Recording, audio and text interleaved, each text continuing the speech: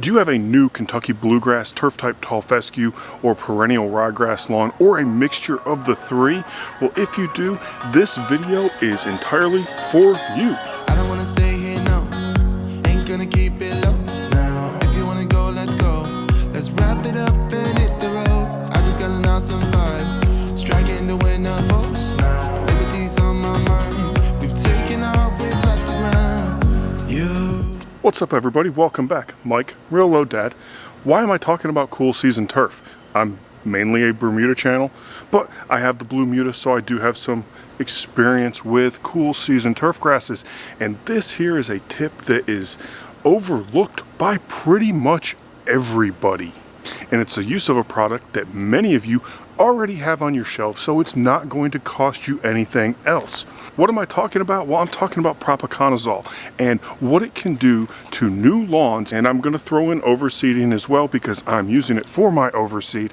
Is when applied at the right time, this will increase both your root growth and your top growth, and it's going to give you the extra edge you need going into the winter months. So all the hard work you've put in to establish a fantastic lawn, you do everything in your power not to waste any of the effort you put forth, and to have the best possible lawn come next spring. To apply the Propaconazole, I will of course be using my boom sprayer. Yes, it is fixed. It did take me several hours of cleaning it out. You can also use a backpack sprayer, either the manual hand pump kind, electric one of your personal preference, or you can use, like a 1 or 2 gallon hand can. I wouldn't recommend personally a 1 gallon hand can with Propaconazole unless it's a extremely tiny, like a couple hundred square foot area.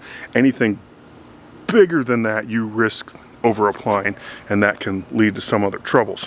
Now, Propaconazole is a systemic fungicide versus a contact fungicide. And to help you all understand the differences between a contact fungicide and a systemic fungicide, let me give you this example. So you're out with your buddies and you do something stupid.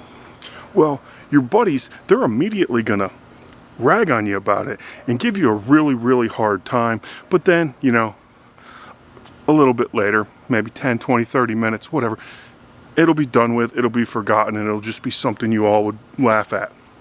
A systemic fungicide is more like you do something stupid in front of your wife.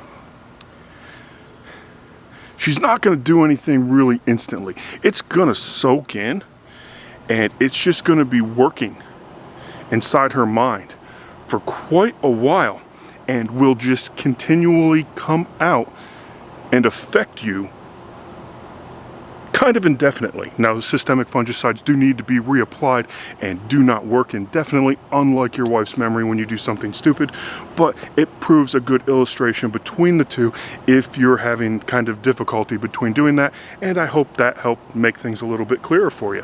If it did, go ahead and smash that like button. Since it is a systemic fungicide, I will be applying it with the same TJet AI XR nozzles. I'm using the brown ones because they're sized appropriately for my sprayer and what I'm trying to do, but you may need to go with a red one or a even lower volume one, depending on what you're spraying. Fan tip nozzles will work as well, perfectly fine. Just the AI XRs are rated excellent for systemic fungicides, so that's what I'm using because that's what I have available to me. But if you have a regular fan tip, that will work perfectly fine as well.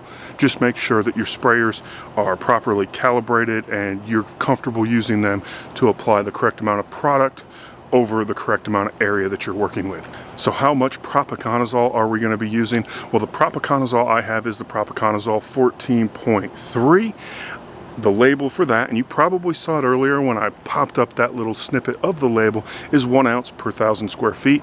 That is 29.574 milliliters. For carrier volume, I'm going to be going around 1.5 gallons per 1,000 square feet. That will get me a good application rate with a single coverage pass with the brown AIXR nozzles, and should make quick work of my 5,000 square feet. When mixing it up, the label calls for filling up about half of the volume with water, then adding in the Propaconazole, and then filling up the remainder. So that's what we're doing now. Go ahead and add in the Propaconazole. And then I only have 1 glove. I need to order more.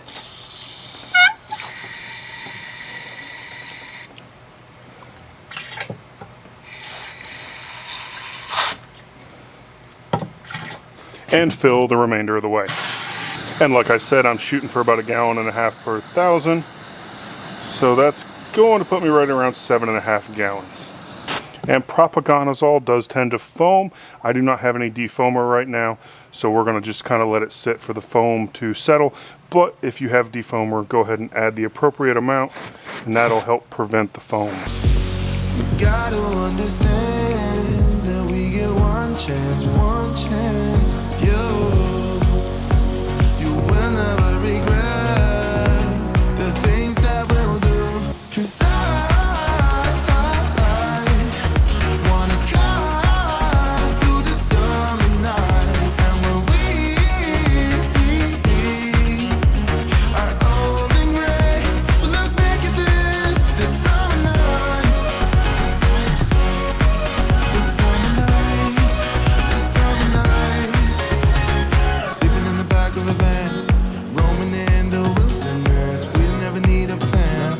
We'll be alright, just you and I. Singing from the top of our lungs, dancing by the lakeside. Gonna do it while we're young. In a moment it will all be gone. You gotta understand that we get one chance, one chance. You will never regret the things that we'll do. 'Cause I wanna drive through the summer night, and when we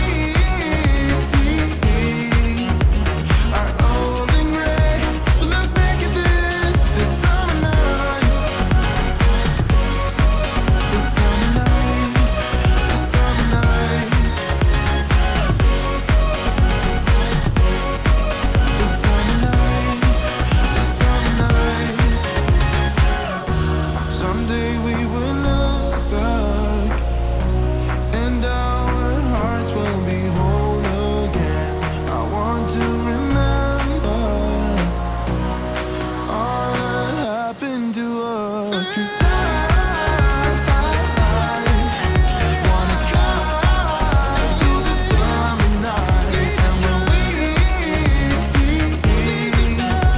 are old and gray, we'll look back at this summer night,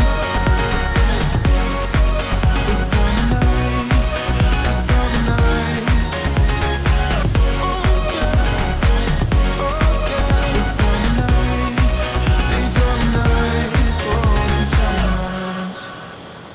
So the application timings for new lawns and overseeds will be a little bit harder to see though, is you want to wait until the grass has 2 to 3 leaves on it, and then you can apply the Propaconazole to take advantage of this just wonderful side effect that it has. There we have it. I have my Propaconazole sprayed and applied down to help boost the root growth and top growth on this new Kentucky bluegrass, to give it, an extra chance, because I did seed it later in the year than I normally do, and just give every chance it has to exert dominance over its dominant cousin, the Bermuda grass. All of this does apply to anyone growing a cool season grass. So if you found this useful, please hit the like button, drop a comment below. I wish you all the absolute best in your lawn care adventures. It's been a challenge for me these past couple years due to work and medical related stuff. And like I said in the previous video, I'm tired of messing around. So I'm going to be up in the game, both back here and in the front lawn, to get this back to just absolute world-class, greatest Bermuda, cool season, warm season, Bermuda, Kentucky bluegrass lawn that anyone knows. With that, it's Mike, reellowdad. We'll see you in the next one.